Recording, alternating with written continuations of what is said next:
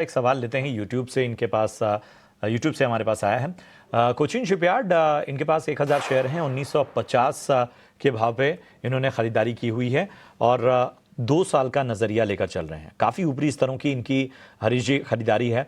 हालांकि कल ही जो है डिफेंस मिनिस्टर का बयान आया कि भारत शिप बिल्डिंग और इसके पूरे इकोसिस्टम में एक अलग तरह से आगे बढ़ रहा है। और बुक्स और डिफेंस की जो कंपनियां, अग्रणी कंपनियां, उनकी पाइपलाइन भी थोड़ी मजबूत होती है। बस ये होता है कि इनकी जो डिलीवरी होती है, चूंकि बहुत ही स्पेशलाइज्ड इक्विपमेंट है, वो थोड़ी लेट होती है, कई बार टारगेट को मैच नहीं करती है। उस वजह से इम्पैक्ट हम देखते हैं। लेकिन फिर भी इनकी बाइंग 1950 की है। बताइए क्या आपका व्यू बन रहा है? 2 साल का नजरिया इनका। प्रशांत जी, बिल्कुल आपने जो भी पॉइंट बताया बिल्कुल सही बताया।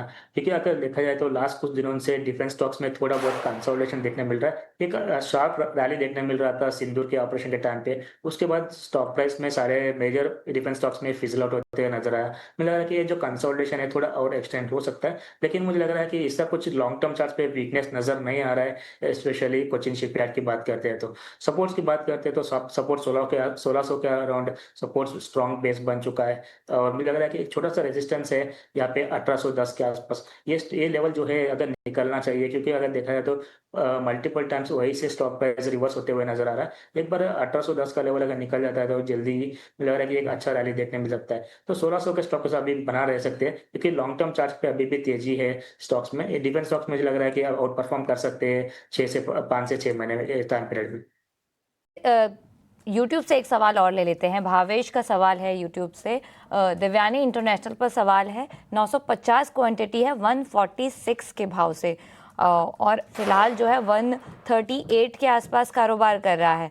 अगर पिछले 5 दिन की बात करूं तो लगातार एक डाउन ट्रेंड देखने को मिला है, 5% की गिरावट, और 1 महीने की बात की जाए तो 15% की गिरावट यहाँ पर देखने को मिल रही है।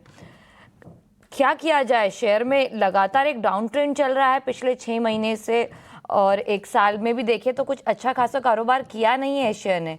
क्या रणनीति होगी आपकी इस शेयर पर? अक्षय जी, अगर देखा जाए तो देवयानी इंटरनेशनल में बिल्कुल आपने सही बताया, स्टॉक प्राइस थोड़ा एक डाउन ट्रेंड में है। और दूसरा चीज है कि कंसोलिडेशन में भी बोल सकते हैं। देखा जाए तो इसी लेवल्स के आसपास हमने मल्टीपल टाइम्स देखा है स्टॉक प्राइस रिवर्स होते हुए, क्योंकि 130 के आसपास एक स्ट्रॉन्ग बेस है।